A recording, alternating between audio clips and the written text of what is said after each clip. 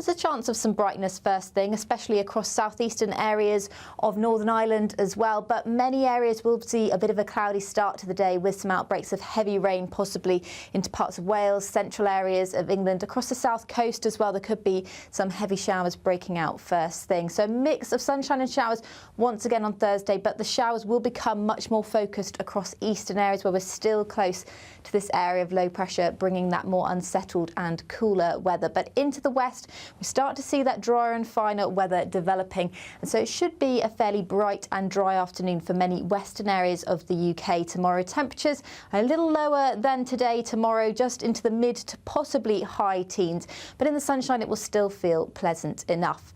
Now, through Thursday evening, rain will likely continue across eastern areas. Into the west, though, that dry and fine weather is developing, and that is the theme as we head towards the end of the week and the weekend, with more in the way of sunshine developing and temperatures rising towards the low 20s. That warm feeling inside from Boxed Boilers, sponsors of weather on GB News. The latest GB News travel. Good evening, I'm Johnny Ratner with the latest. On the M66 in Greater Manchester, a lane remains shut southbound from junction 3 to 4 towards the M60, where a lorry's broken down, blocking off the left lane. Meanwhile, big problems in Shropshire tonight, just to the south of Newport. The A41 is shut in Weston Heath, and the Sheriff Hales turn off for a police investigation.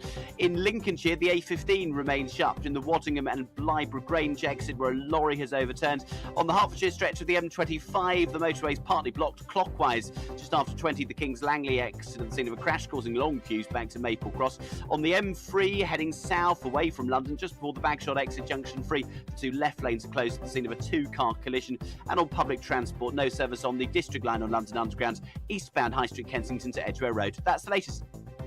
You can stay up to date throughout the day by visiting our website gbnews.com. You really could be our next big winner with an incredible £20,000 in tax-free cash to play with this summer. What would you spend that on? Well, whilst you're thinking about it, listen to some of our previous winners getting that winning phone call from us. You're the winner of the Great British Giveaway. I'm slipping neck. Oh dear. Oh my God, are you joking? Do you know what? I've never won anything like this in my life. Oh my God, this is amazing. Thank you. Hurry, as lines close on Friday. For another chance to win £20,000 in tax-free cash, text PRIZE to 63232. Text costs £2 plus one standard network rate message. Or post your name and number to GB05 PO Box 8690 Derby DE1 9TT. UK only. Entrance must be 18 or over. Lines close at 5 p.m. on Friday. Full terms and privacy notice at gbnews.com/win. Please check the closing time if listening or watching on demand. Good luck. Join me, Camilla Tominey, every Sunday at 9:30 when I'll be interviewing the key players in British politics and taking them to task. This report basically says that he's not fit to stand trial. With an upcoming election looming over Westminster, now is the time for clear, honest answers. I agree. And that's precisely what I'll get. Is he indecisive? Incompetent? That's the Camilla Tominey Show at 9:30 every Sunday on GB News, the People's Channel, Britain's election channel. We're GB News, and we come from a proud tradition of British journalism. That's why I'm so excited to be here. It's something so new. The first news channel to be launched in Britain in over 30 years. Launched to represent the views of the British people. To go where other broadcasters refuse to go. How did you find out about the story in the first place? Launched with one aim. To be the fearless champion of Britain. It's an absolutely fantastic atmosphere here. This is GB News. The People's Channel. GB News, Britain's news channel.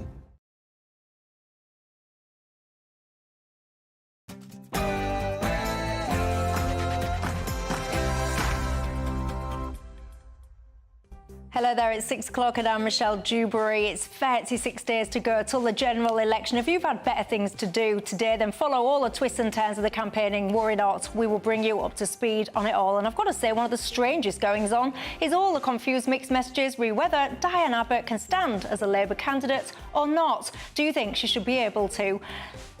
Also, another one out of the hats, literally pulling them like rabbits. New Tory pledges, but this time it's about the so-called Mickey Mouse degrees. Apparently the Tories are going to scrap them and invest instead in 100,000 new apprenticeships. Would that get your vote? You're joking. Not another one? Yes, Brenda Love, another one. A junior doctor strike I'm talking about. This will be the 11th one in just over a year for 5 days this time. Right up until the 2nd of July. It's definitely not political, though. Honest. Do you support this move or not? Also, protests last night have seen multiple police officers hurt. The issue that they were protesting in, the assault on Rafah. Tens of millions of people now joining the calls for the violence to stop. What's your take on it all?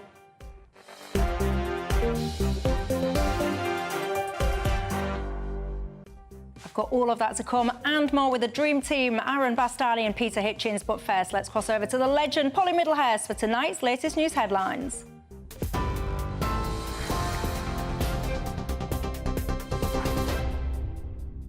Michelle, thank you. Good evening to you. Your news at just after 6 o'clock is that the Prime Minister has hit out at plans by junior doctors to stage yet another strike next month.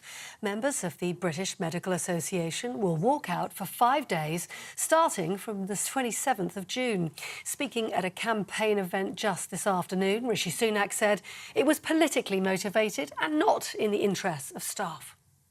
Today's action by the junior doctors on the same day as the Labour Party are having a health day does slightly ponder the question as to whether this is politically motivated. It's hard to escape that conclusion given the timing and to call a strike in an election campaign, especially as we found a constructive resolution with the remainder of the NHS workforce. Rishi Sunak speaking earlier. Well, NHS waiting list targets would be met within 5 years of a Labour government. That's according to a new pledge by Sir Keir Starmer.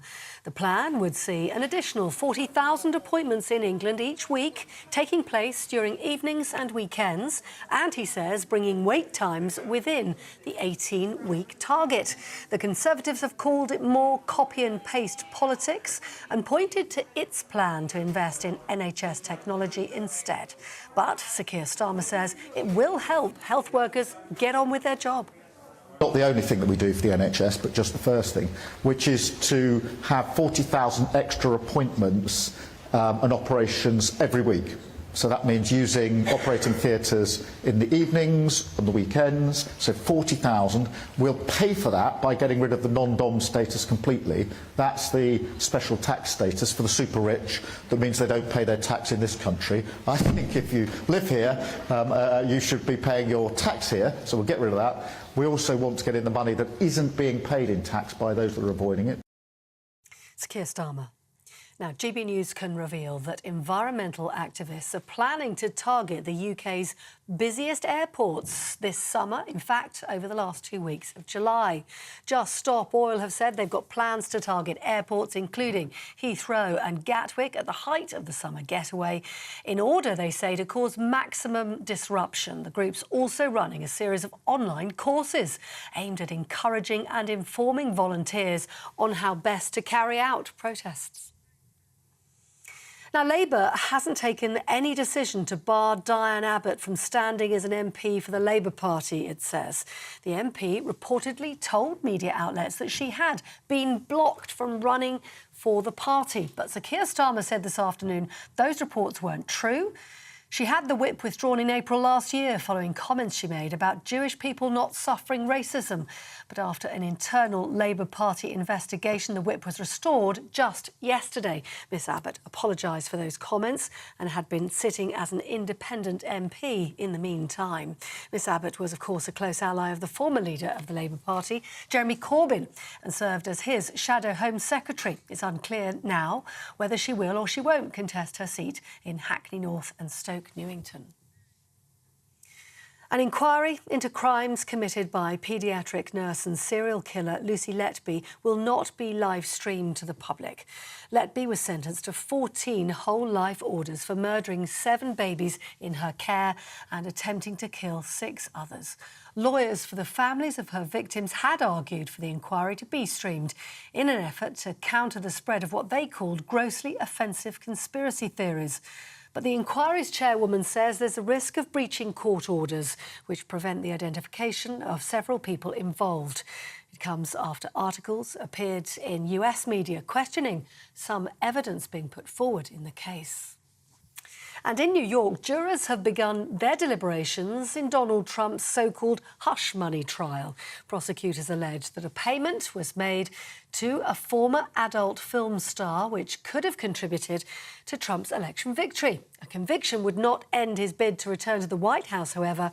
Polls are suggesting it could cost support among independents and some Republican voters, though. These charges are rigged. The whole thing is rigged. The whole country's a mess between the borders and fake elections, and you have a trial like this where the judge is so conflicted he can't breathe. He's got to do his job, and it's not for me, that I can tell you. Donald Trump's reaction about an hour ago. Now, if you like volcanoes, there's one in Iceland at the moment that's erupting rather beautifully. The 5th time since December, we understand. If you're watching on TV, you can take a look as well. Here it is, spewing lava and smoke. The outburst happening on the Reykjanes Peninsula. That's home to around 30,000 people, just south of the capital, Reykjavik. Previous eruptions have forced people to be evacuated from their homes, closed roads and even razed houses to the ground in Grindavik, a nearby fishing town on the coast nearby. That's the news. For the latest stories, do sign up to GB News Alerts. Scan that QR code on your screen right now or go to gbnews.com/alerts.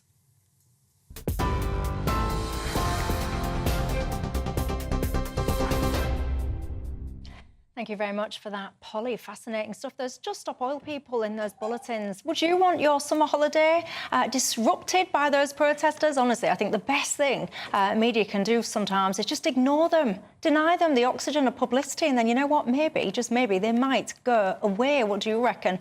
I am Michelle Dewberry and I'm with you till 7 o'clock tonight alongside with my panel, backed by popular demand. I get so many emails asking about these two. When are they next back on? Well, here they are. Tonight is the answer to that. The author and Mail on Sunday columnist Peter Hitchens, and alongside him the co-founder of Novara Media, Aaron Bastani. Good evening to both of you. You've made many people happy tonight just with your presence alone, I know, because I'll relax in that case. Yeah, you can tell. I know you'll get in touch with me already and tell me that. Lucy Letby, what do you think to that? In the headlines, they're saying that they were live stream that inquiry, Peter, not on the agenda for tonight, but I picked my ears up. It's impossible for me to talk about it because there is a pending trial, and it makes any kind of discussion of it impossible. I'd love to talk about it and long to be able to do so, but for the moment, we just can't.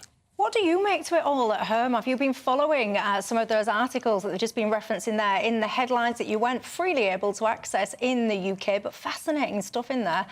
Your mind, has it been changed in any way? Get in touch and let me know your thoughts. I've got a packed show coming up with you tonight. I want to talk, of course, all about the goings-on and the campaigning. I want to look at the situation in Rafah as well, protests here in London, which resulted in police officers getting injured last night. Also, the latest policies out of the hats. We've got NHS stuff, extra strikes there. We've got apprenticeships. It's all going on. We've only got 36 days to the general election. If, quite frankly, you've had better things to do today than follow the twists and turns of the campaigning, worry not, because we will be bringing you up to speed, and it is about you as well tonight. So get in touch all the usual ways. You can email gbviews@gbnews.com.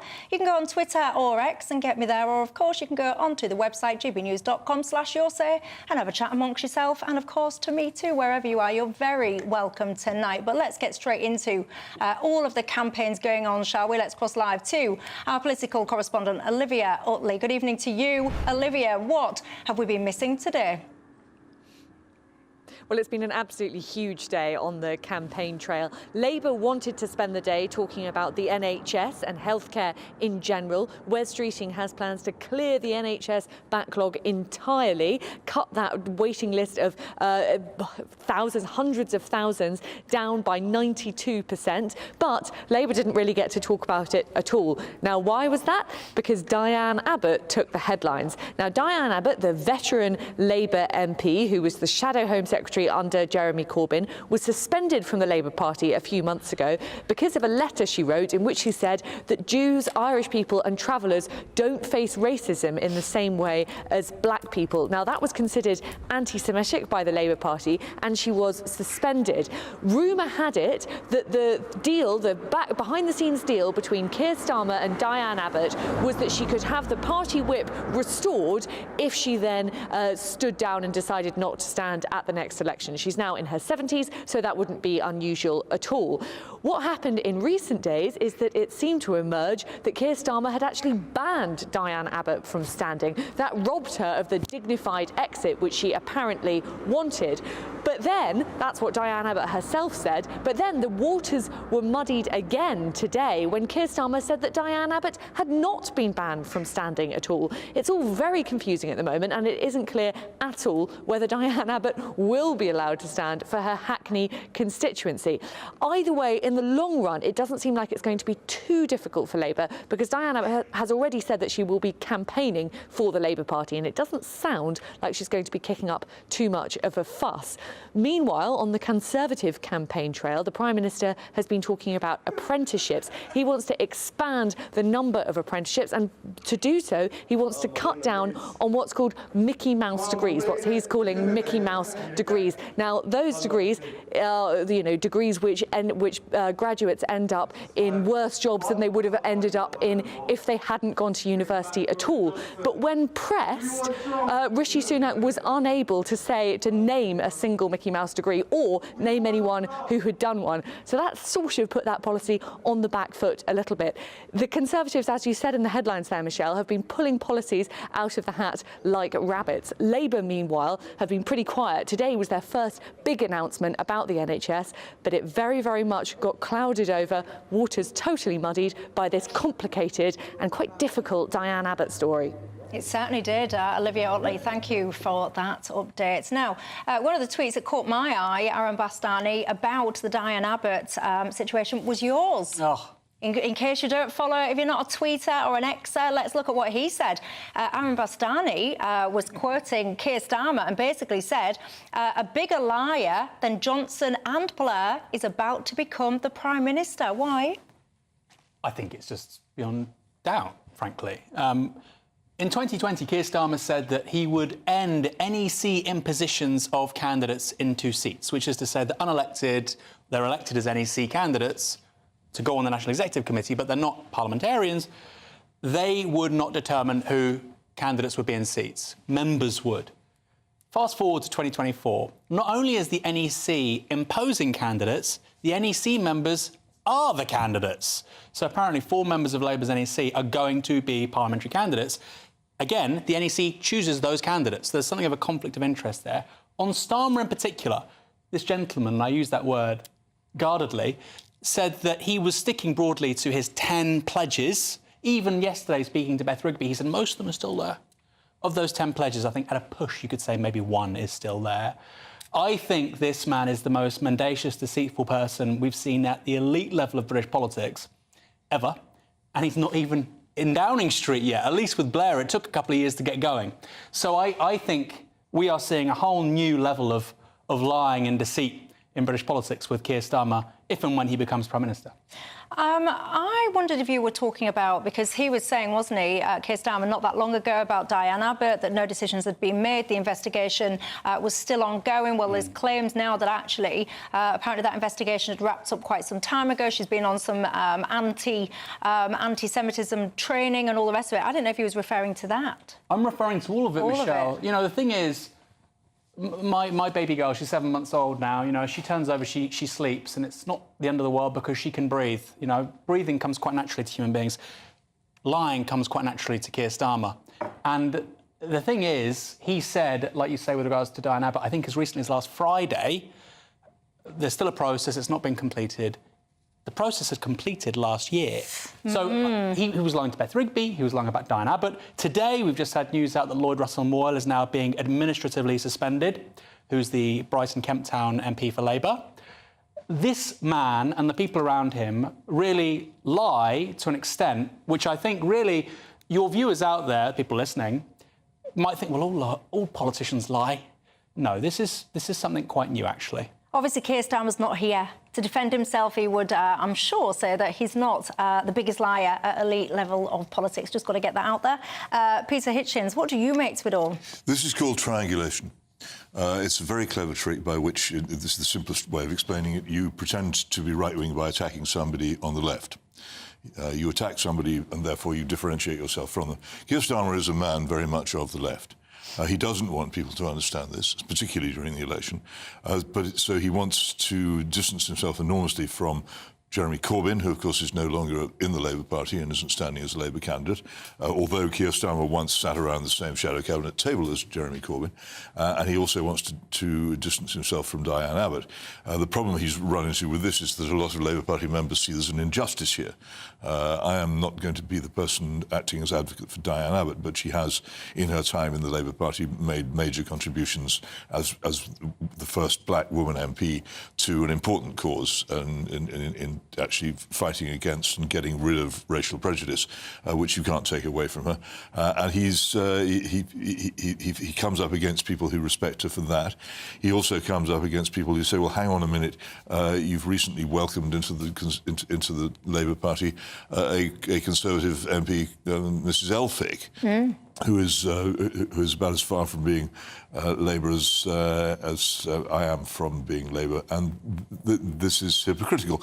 So he's got into difficulties by trying to be clever.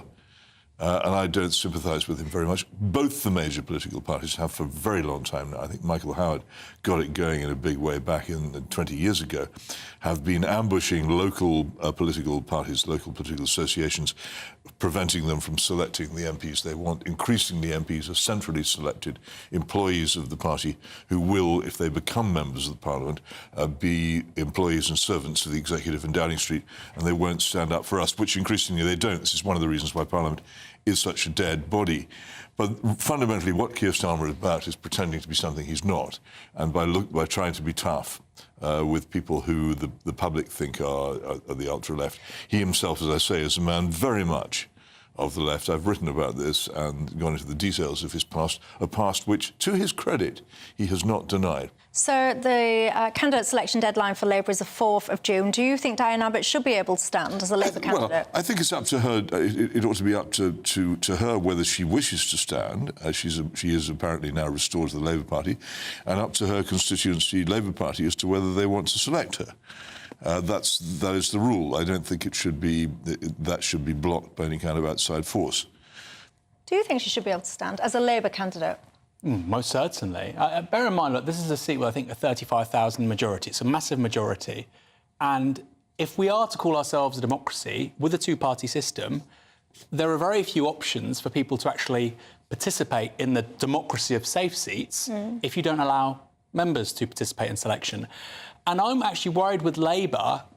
I think Diane Abbott's the cutting edge of this, but I disagree with what Peter said there, because, look, Lloyd Russell Moore, nobody's heard of that guy, right? He's not synonymous with the 2019 general election. They're getting rid of him because they want a favourable apparatchik to have another safe seat in Brighton Kemp Town.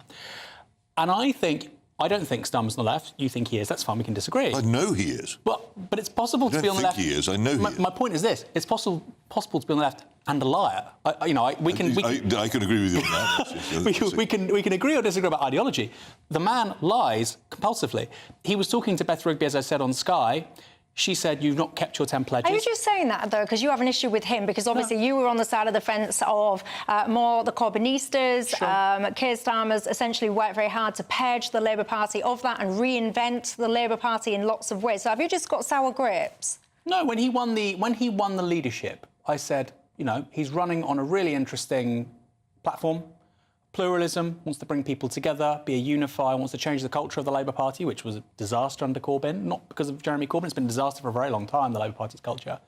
I don't like him because he constantly deceives people. He constantly lies. Beth Rigby said... Did you like him when he was supporting Jeremy Corbyn? I've never really liked him because I don't... Peter says he's on the left. I think he's a city liberal, and I don't really think he believes in very much that he says. Now he supports HS2. In 2015, he opposed HS2. I don't think he believes in very much. And I think, sadly, we don't have many people in British politics who believe in very much. These are superstructure, icing on the cake issues. His fundamental direction as a person has been, since he was in his late 20s, making his way in the legal profession has been as a man of the very dogmatic left, the red-green Pabloite left, which he served very loyally, and that is where he is. And he's said publicly in his famous interview with the New Statesman that he has not broken with those positions, and he's still very much the person he was then. I think this has to be understood. This is a new Blair government in the making. We're going to have, if he wins the election, which is by no means certain, by the way, but if he does win the election, we're going to have a government as vigorously, actively, radically reforming and revolutionary as the Blair government was in its first 18 months. And a lot of things which it is going to do, we don't know. We didn't know the Blair government. It's easy examples. We didn't know the Blair government was going to appoint Alistair Campbell to order civil servants about, though he wasn't elected to anything, a huge constitutional change. We didn't know about Bank of England independence, and we didn't know about Gordon Brown's raid on private pensions. Huge policy decisions already taken before Labour came into office in '97. What is it about this government? We don't know. Lots. Well, there you go. What do you think? One of my viewers, Ian, says you want Diana back and you want her as Chancellor of the Exchequer. You're saying she couldn't do a worse job than what we currently have now. Harsh words, Ian. Get in touch and let me know your thoughts on all of that after the break. We've got some big policies we pulled out the hat. You've seen talk about Mickey Mouse degrees and apprenticeship. I want to look at that. But I also want to ask you as well. Junior doctors' strikes, the 11th one about to occur in the run-up to the general election. Do you support that or not?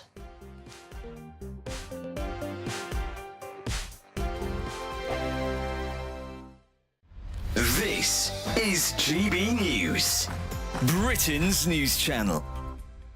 So the UK's most popular baby names have been revealed, with Noah and Olivia again topping the annual list. In at number 2 is Mohammed for boys. List is on the screen here. Number 3 for boys is George. Then it goes Olivia. Then it's Leo, Arthur, and so on. And for girls, so Olivia is number 1. Then Amelia, Isla, Ava, Lily, Ivy, Freya. There we go. Any of those names take your pick? Where's Dawn, by the way? Well, yeah, there's on the Telegraph website, right, there's a really good way linked into this where you can actually put your name into the search engine, and these are names from 2022, by the way, and it tells you how common your name was. And I did put Dawn in. It's never been that popular. Can't think why.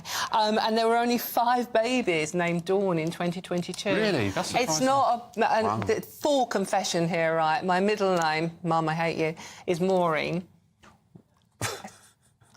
Why is everyone laughing? My middle name is Maureen, which is a good old-fashioned East End name, and that has completely died out. There were no babies named Maureen.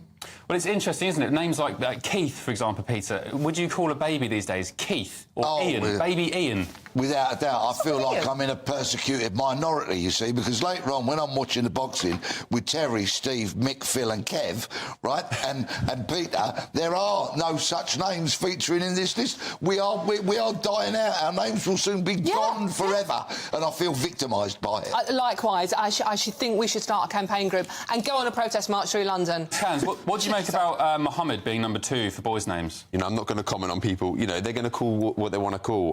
What I find interesting is people that do double barrel because they can't decide, and you know, a lot of people do that, and that's a bit difficult because I think you should just pick a name. You know. I tell you names that are falling down the list though: Harry and Meghan. Every Saturday, 10 till 12, we'll bring you all of the news that you need to know. We'll also remind you that there is so much to smile about. It's my favourite time of the week. I get to relax, enjoy some light-hearted stories, and let Ellie teach me about fashion too. That's Saturday Morning Live, every Saturday, 10 till 12. Only on GB News, Britain's news channel. Join me, Neil Oliver, every Sunday night at 6 p.m. on GB News. And if an hour is not nearly enough for you, go to gbnews.com for special extended episodes online every Friday at 9 p.m, where we can truly get into the nitty-gritty of what's going on. GB News, Britain's news channel.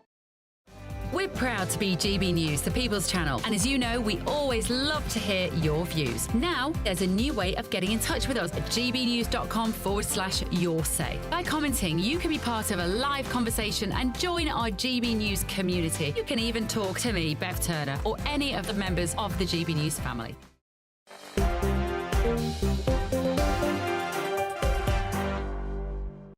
Hello there, I'm Michelle Dewberry, keeping you company until 7 o'clock tonight, alongside with the author and the Mail on Sunday columnist Peter Hitchens and the co-founder of Novara Media, Aaron Bastani. Welcome back, everybody. These new policies, they are being pulled out of a hat like nobody's business. The latest one today we've seen. Did you go to university? Do your kids, grandkids go to university? And if so, did you find it worthwhile? Because the Tories today are focusing on what they call Mickey Mouse degrees. They're having absolutely none of it. They want these universities to be able to scrap these courses and use that money instead to invest in 100,000 more apprenticeship schemes. I've got to say, you heard earlier on from Olivia Utley, Rishi Sunak did come a bit unstuck earlier on when he was asked to define an example of a Mickey Mouse degree, and he struggled a little bit. Anyway, Peter Hitchens, what do you make to it all? Well, I have been two things. I've been a student and I've been an apprentice. I was an indentured apprentice for 3 years when I first started out in the trade of journalism. I'm all in favour of apprenticeships, and not just in journalism, but the problem with them is you have to have industries for people to be apprenticed to, and I think the reason why the schemes which we have at the moment don't do as much good as they should is because we don't have very much industry into which to apprentice people. I think the Germans do it much better. Students, I have no doubt at all, there are far too many universities and far too many students, and something has to be done about it because people are being encouraged to go into lifelong debt so that they can get qualifications which won't do them much good. If we want an educated population, we should concentrate on making the schools better. And I'm amazed listening when the political obituaries, I know he's not dead, but he's politically closing down, the political obituaries from Michael Gove, over and over and over again claim that he's solved the schools problem in this country. He just has not.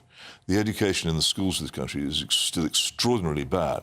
You don't make up for it by keeping people on at school for an extra 3 years at the end, which is what we do under current arrangements. The universities do need to be shrunk. People shouldn't have to get into debt to go to them. If you're really good enough to go to university, the taxpayer should pay for your tuition and for your maintenance while you're there, and you should then pay that back in what you do after you've qualified in the rest of your life. But the idea of hundreds of thousands of people going to enormous debt year after year after year for degrees which in many cases don't change their lives for the better has been a grave mistake. And I'm glad to see some signs in politics that that's coming to an end. Aaron Bastani? Yeah, I think the fact that he can't explain what a Mickey Mouse degree is probably something of a problem. You know, I'm from Bournemouth. Yeah. And Bournemouth Arts College and University is very famous for animation, computer game design. Now, 20 years ago, that would have been called a Mickey Mouse degree, but actually today, in 2024, computer games are a bigger industry than film. That's now a very valuable degree. So I'm worried about that kind of loose language. If he specifically said these courses at these universities, at least it's something people can agree or disagree with. Mm-hmm. If you look at the most popular degrees for men, for instance, for men, it's business, engineering, computer science, biological sciences, and then social studies. I presume he means some social studies degrees. Women, medicine, business, biological studies, the top three. So this idea that, you know, everybody's doing pointless degrees is simply not true. The most popular degrees are engineering, law, medicine, business. We need those kinds of people with those skills. What I find really... You don't need to go to university for years on end to study about business. You could get in as an apprenticeship, start at the bottom, work your way up. Bob's your uncle, you're the CEO before you know it. Do you think when he says Mickey Mouse degrees, he means business? No, but you see, I should do his comms for him, because if someone asked me that, what do you mean? I thought he'd already defined what he meant. I thought he meant, and we can debate this premise, because what they're doing is they're basically valuing the degree based on employment opportunities off the back of it, future earning capabilities off the back of it, dropout rates. That's their classification as to if you meet all of those criteria, so you're not getting your earnings, people are dropping out and your employment prospects are below par, then take Mickey Mouse degree. That's how we should have answered it. But then that leads me to the interesting question about, is the measure of what constitutes a valuable degree measured on, for example, salaries afterwards, job levels afterwards? Because what if someone came along and said, I want to pay my own fees and I just want to do this for a bit of fun? I'm happy. I won't earn loads of money. I won't go into a top profession, but it'll fulfil me as an individual. I'm not borrowing money on loans. But, Michelle, universities aren't supposed to be vocational schools anyway. They're supposed to be for higher education. They're supposed to educate an elite, which is capable of serious thought.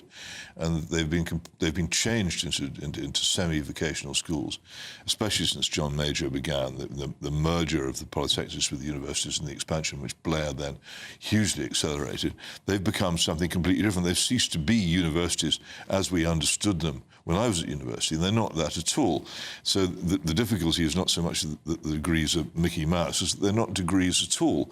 And in some cases, they may be vocationally useful. In some cases, they may not. But it's not what they're about. They're far too big, and also they've become rapacious businesses. Which rely increasingly on foreign students to keep them going, which pay their vice-chancellors and other senior staff colossal sums of money. And as I say, the people who go to them have to borrow very heavily in ways which make big differences to their future lives to go to them, and are not getting much of a deal in many cases as a result. I think that's obviously wrong. Someone has to do something about it. I don't think talking about Mickey Mouse degrees is the best way of doing it, because, as you say, it's clearly the statement wasn't properly prepared. They should have known that they would be asked that question, what do you mean by a Mickey Mouse degree? They should have had a prepared answer, or they shouldn't have said it. Yeah, Aaron? And on the point of apprenticeships, what Peter says is so true. You know, people think of apprenticeships meaning you're going into a big shipyard, or you become a mechanical or an electrical engineer, or, you know, nursing. No, we don't have much industry in this country now, and therefore most apprenticeships aren't what people think. If you look at, for instance, apprenticeships, I think in even 2010, they've gone down from about 500,000 to around 330,000. Every single Prime Minister I can remember for the last 15 years, Gordon Brown, David Cameron, now Rishi Sunak, probably Boris Johnson and Theresa May too, said that we need more apprentices. But look, it's easy to say, if there isn't the industry, then what kinds of apprenticeships are we talking about? I mean, I know people who've done apprenticeships for marketing, and it means work from home 2 days a week and they're on a laptop. And I don't think the average punter out there thinks, that's an apprenticeship. You get to know people, get to know the trade, get to know a workplace, get to know the culture. Germany does it well because they still have a lot of basic industry. Most German cities will have a substantial number of small but flourishing industries in them in which people still work. We've lost that. Or you might say we've destroyed it, we just don't have it. Also, there are companies which refer to what is basically rebadged training as apprenticeships. It isn't really apprenticeship at all. So it looks better than it is in the statistics, as is so often the case. After the break, I want to talk to you about the NHS strikes. We'll come on to that, so hold your horses. That'll got many of you guys talking today. Also, Aaron, on this apprenticeship thing, I can't help but notice how many job adverts, and I'm not being, you know, disparaging towards certain jobs, but you look at these jobs, you think you don't need to be a rocket scientist to do that, but at the bottom it'll say candidates must have a 2-1 or something. So a lot of employers have this blanket filtering out of people based on having these degrees when they absolutely don't need them. I find that nonsensical. But let me ask you this, because another policy, another one that was pulled out of the hat was all about this national service. That was over the weekend. I saw Rishi talking about that again today. He was asked about that. He was in Devon or wherever. All the things that we've just been talking about then, you're saying about people working from home and all the rest of it. Do you think these kind of schemes, this national service thing, is a good idea? That might stop some of those problems. No, because it would just be run by G4S or Serco. It would be a complete catastrophe. It would lose the taxpayer money. Nobody would turn up for half the stuff. It would just be another scam on the taxpayer. So, you know, and I know people have strong feelings about this. I support it, I'm against it. We don't need to go that deep. You know, it will just be run so catastrophically. Why? You know, why have you got so little faith? Because that's what governments do now. Everything is contracted out. As soon as you mentioned Serco, I thought, yeah, Serco, Capita, all the others. That's what it would end up as. I don't think there's much danger of it ever actually happening. Really? Well, the far more interesting policy, which was announced at roughly the same time, is Keir Starmer's plan to give votes to 16-year-olds, and much more significant, much more likely to happen. I don't know why, the basic rule of war and politics, don't interrupt your opponent when he's making a mistake. When Keir Starmer said votes at 16, he made a grave mistake, which everybody's forgotten because Rishi Sunak then started announcing national service. But did you think votes for 16 is a grave mistake? No, I support votes for 16, but I support votes for 16 because I think we need to, from a very early age, enable young people to think that they should be active citizens, be politically involved, care about their communities, be deeply invested in those communities. And I don't think that giving them the vote is, you know, a silver bullet for that. But I think that I'm certainly not opposed to it, no.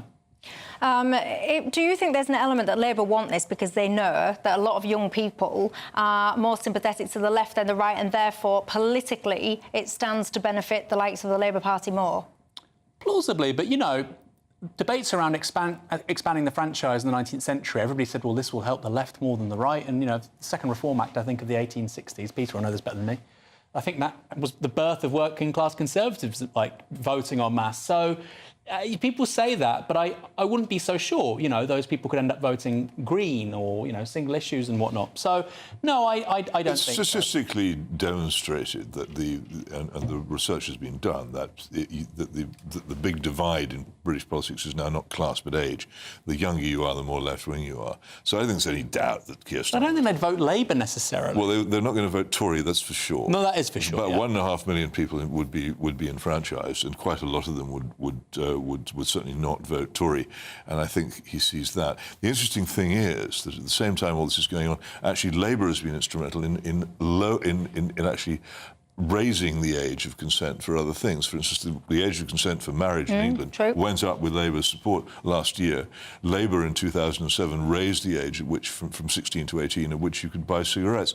It seems the general view of the left is that you should be making more things harder to do when you're 16.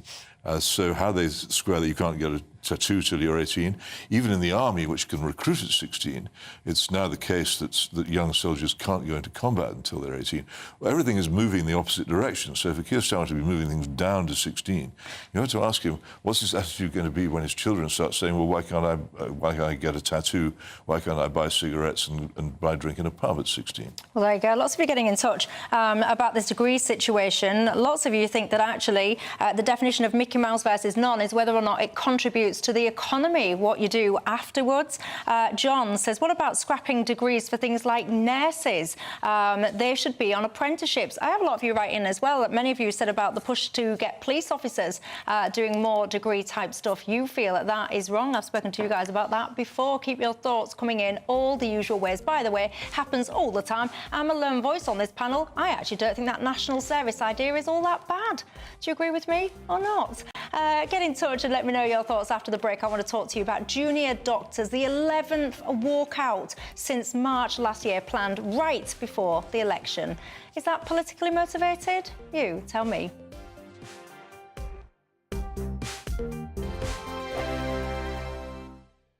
Hello, good evening. Welcome to your latest GB News weather update. It's going to be another showery day tomorrow. The showers will be much more focused across eastern areas, and it should stay a bit drier across the west. That's as high pressure is slowly building in from the west, but in the east, low pressure is still in charge, and that will continue to bring some pretty heavy outbreaks of rain to parts of southern Scotland, northeastern England through this evening. That's where there's a weather warning in force until the early hours of Thursday. Heavy rain will push into parts of Wales, possibly the southwest of England as well by tomorrow morning. So risks of outbreaks of heavy rain by tomorrow morning. A fairly mild night though, temperatures only dipping down as low as 11 or 12 degrees for many towns and cities. So a mild start to the day, but it will be quite a cloudy day and there will be some heavy rain around. Across the northeast of Scotland, actually it will turn much drier than it has been today through tomorrow morning. Some brightness across parts of the central belt as well, but elsewhere further south across Northern Ireland, Northern England as well, cloudy with a risk of some showery outbreaks of rain. It's particularly this band across central England into parts of Wales where it could be quite a wet start to the day. There's also a risk of some heavy showers breaking out across the south coast first thing. Some areas will stay dry, and I think across the west it will get drier through the day as the rain becomes more focused across central and southeastern areas of England. Low pressure still not too far away from the east coast, and that will be dragging in more in the way of cloud and onshore breeze as well. So that will bring a cooler feel tomorrow for many of us, but still in the sunshine, temperatures climbing up to the high teens. That's not too bad at all. It will still feel fairly pleasant. There'll be more in the way of sunshine to start the day on Friday, particularly across western areas. In the east, it's still going to be a fairly cloudy day with some outbreaks of rain that could turn heavy as we head into the afternoon. But signs of things improving for the weekend. Much more in the way of sunshine to come and temperatures climbing towards the low 20s. The latest GB News travel. Good evening, I'm Johnny Ratner with the latest. On Merseyside, the Moorgate Road South remains closed between Kirby and the junction with the M57. Of course, this is just north of Knowsley. Accident investigation work is still taking place. Lincolnshire, an overturned lorry closes the A15 in both directions between the Waddingham and Blyborough Grange exits. And in Shropshire, southeast of Newport, a police investigation closes the A41 on the stretch between Weston Heath and Woodcut. On the M1 in Bedfordshire, they're accused in both directions at junction 11, the A505 Dunstable and Luton exit, partly due to the roadworks, but making matters worse as an earlier collision involving a lorry and a car on that stretch. And on the Hertfordshire stretch of the M25, the inside lanes closed clockwise just after 20, the Kings Langley exit for recovery work following an accident. And that's the latest. You can stay up to date throughout the day by visiting our website, GBNews.com.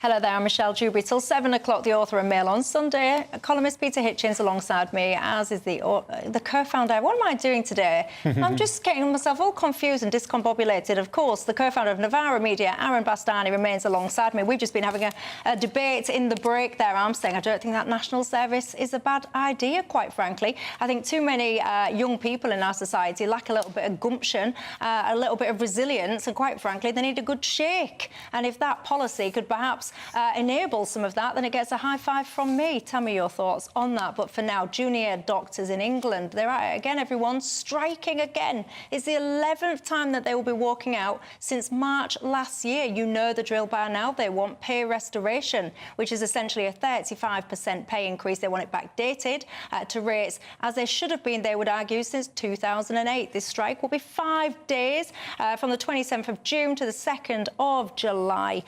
Peter Hitchens, do you support this? No, it's quite simple for me. I don't have any difficulty with this at all. Doctors should never strike. It's simply not possible to be a doctor and to strike. It contradicts everything that being a doctor is about. You're withholding mercy from someone who's in pain and distress, and you can't do that. And if you don't want to, if you don't want to be paid what junior doctors are paid, then don't be a junior doctor. But if you are going to be a junior doctor, you have to understand that people rely on you more heavily than they do on practically anybody else on earth, and you cannot go on strike. So either don't go on strike or don't be a junior doctor. There are no two ways about this. I don't have any time for it at all. And I've been on strike. I think it was 50 years ago for one day. I am a trade unionist. I support the freedom to strike, but in the case of doctors and nurses alike, and also firemen and police officers, I'm just against it. They can't do it. Prison officers as well, they can't strike. Aaron Bastani, They shouldn't either. Well, I think when you've got a single organisation administering healthcare, which we do with the NHS in England and Wales, we don't have a private healthcare system. I mean, I have to disagree, because then people literally have no means of improving their income in most industries. Let's say Michelle falls out with our ITV. She's a presenter. She can go to GB News. She can go to the BBC, to Channel 4. In the NHS, you don't have that. So I think they do have to have the right to strike. There can be certain protections, but I think they need that right. And in terms of what they're asking for, it's not that much. And we've had 85%?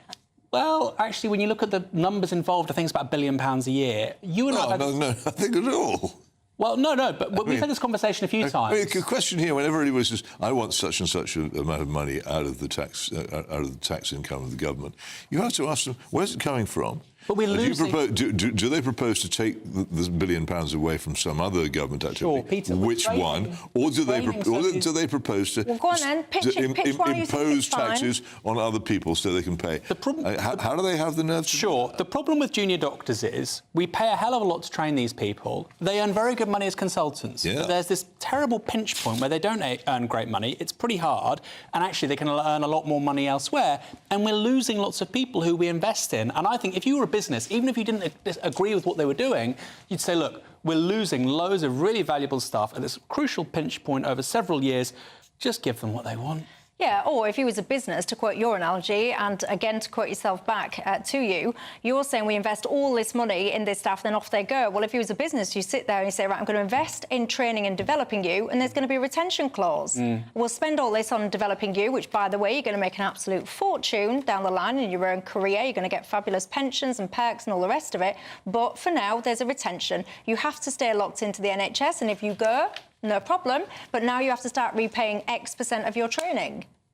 I mean, a retention clause, if you didn't have to pay tuition fees, for instance, particularly for nurses, I think that's reasonable. But we don't have that. I mean, this is the kind of conversation we need. We've talked about this many times. You know, the average nurse is graduating with around £55,000 worth of debt. Nursing shouldn't be a career where you are scraping by. I'm not suggesting it should be incredibly lucrative, but it shouldn't be something where you think, you know what, if I was at Lidl, I'd actually be earning more money, which, by the way, for some nurses is the case. So I think with this particular issue, and by the way, because of the strikes, it's already cost more money than they would have had to spend on it, we are seeing waiting lists go up primarily because of industrial action. Is this political, the timing of this? Well, industrial action is always political. Yeah, but come on, we're in an election period, so the government won't even really be able to meet with those doctors during that period anyway, so you're not going to develop your cause with the current sitting government. You're now directly impacting people's health and their safety. Do you think it's just a step too far? No, I think a general election in the summer is probably quite a good time to do it. I think it's better than doing it around Christmas when people have coughs and colds. I think it's a perfectly sensible time to do it. What do you make to it all? Because I know a lot of you have been very much in support of the junior doctors, and I, of course, say I would love to see them paid more money, but is this the way that you achieve it? And is there a line for you? I've told you it's the 11th walkout now since March last year. Of course, in Scotland, they've accepted a pay offer that's much lower than the 35% on disputes here. Let me know your thoughts all the usual ways. You can email gbviews@gbnews.com, or, of course, go onto the website gbnews/yoursay and tell me what you think. Coming up after the break, I want to discuss the goings-on in Rafah. Have you seen the social media campaign All Eyes on Rafah? Let's discuss in 2.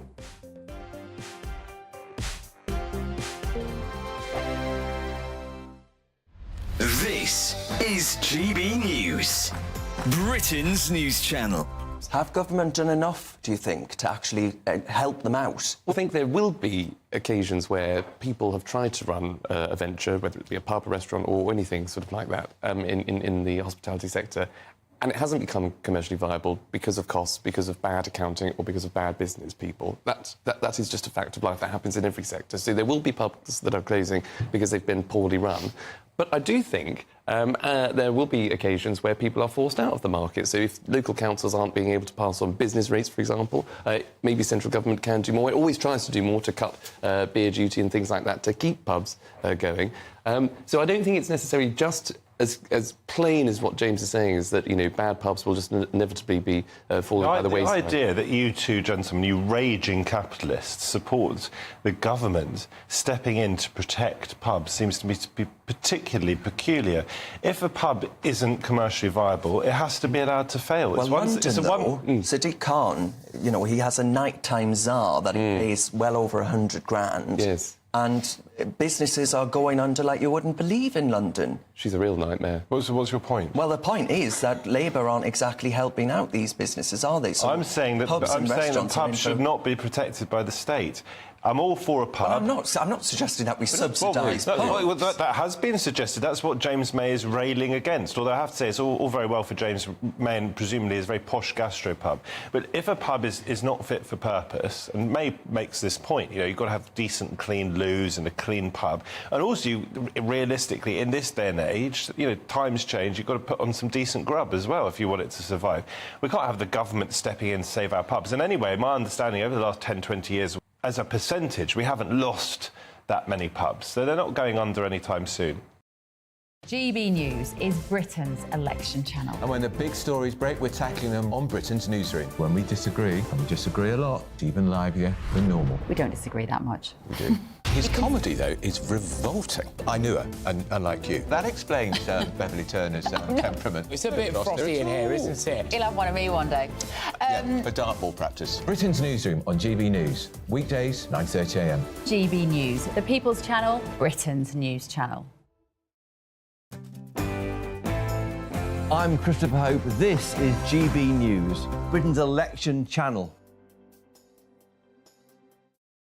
If you want your news to be straight talking... This is a nightmare for the Conservatives again. Down to earth. It's not just Nottingham where this is happening, is it? And most importantly, honest. Hard-working, middle-class taxpayers, they'll get their book thrown at them. Then catch me, Martin Daubney, Monday to Friday, 3 till 6 p.m. on GB News, Britain's news channel.